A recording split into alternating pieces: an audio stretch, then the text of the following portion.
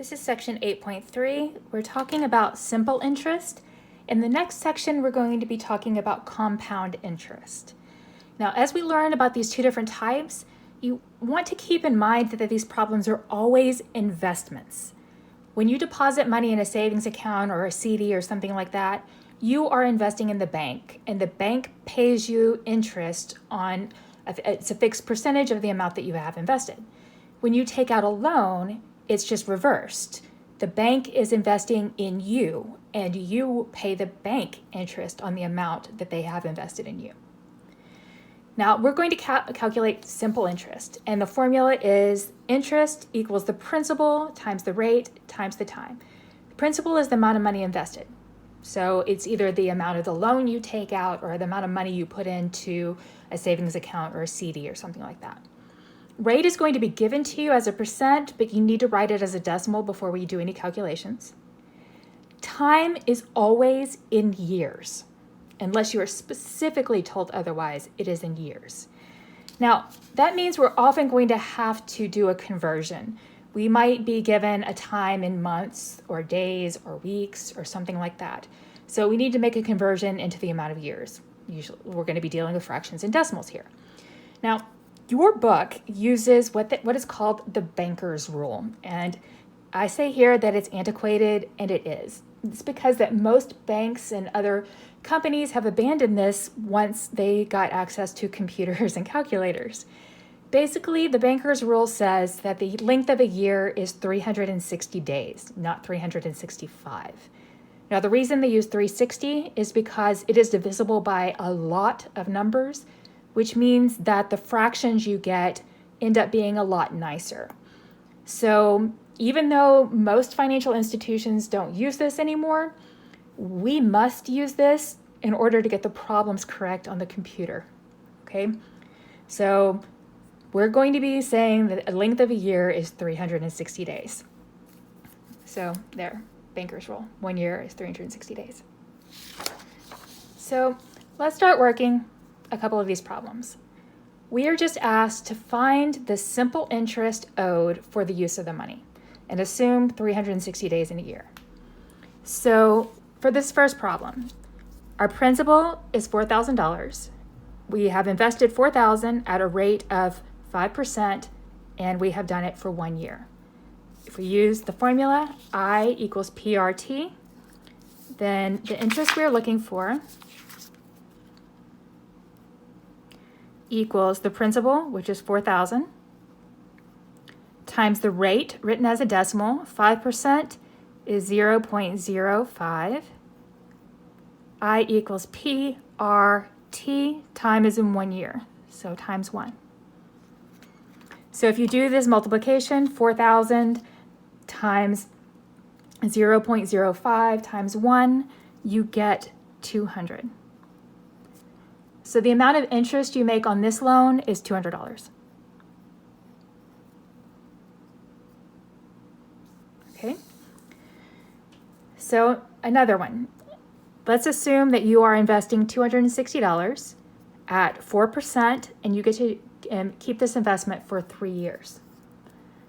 So the interest we make on that is equal to the principal, so 260, times the rate, written as a decimal. 4% would be 0.04, times the amount of time in years. So 3 years is 3.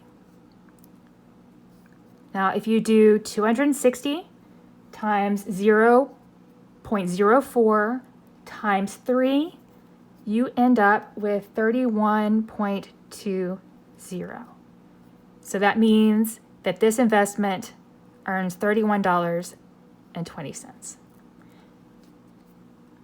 Unless you're told otherwise, we generally want to round to the nearest cent. There are some problems where they have you round to the nearest whole dollar, but mainly it's the nearest cent. Okay, so let's say we have this investment. We can invest $18,000. Our interest rate is 7.5%, and it's in 18 months. Okay, we need to convert this to years.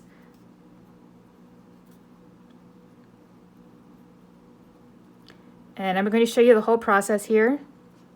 All right, so this is what we have. We want to convert it into years, and now we use the equivalency. There are 12 months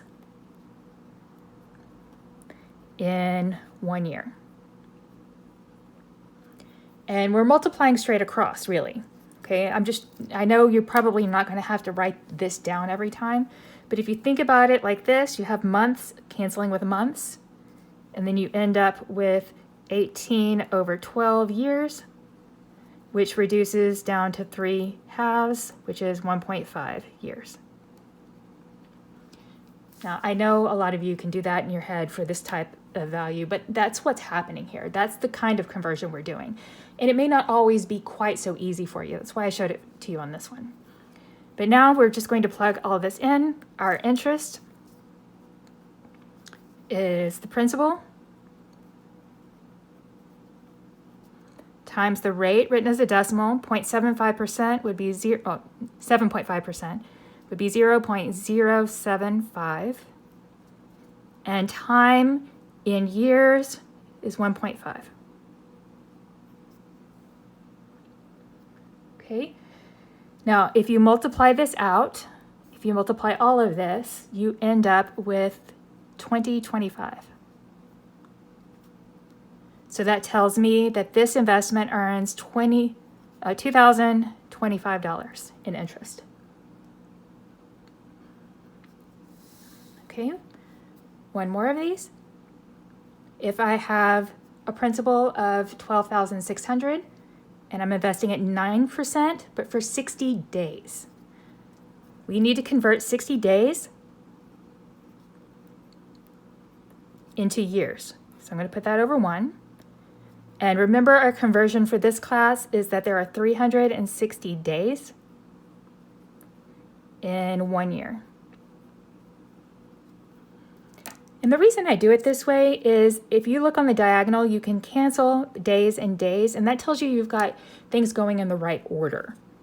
So multiply across, and you have 60 over 360 of a year. And if you reduce that, you end up with 1/6 of a year. Now 1/6 doesn't convert to a nice decimal, so I'm going to leave it as a fraction while I'm doing my calculations. You, generally speaking, don't want to use a decimal approximation until the very end.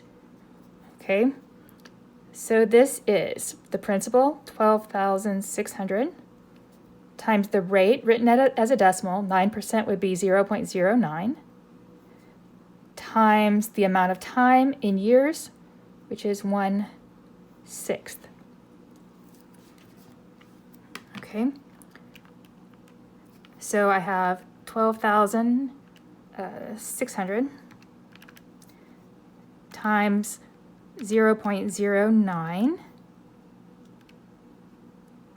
times 1/6. There's a fraction button right there. And I get 189. So this is 189. So this investment earns $189.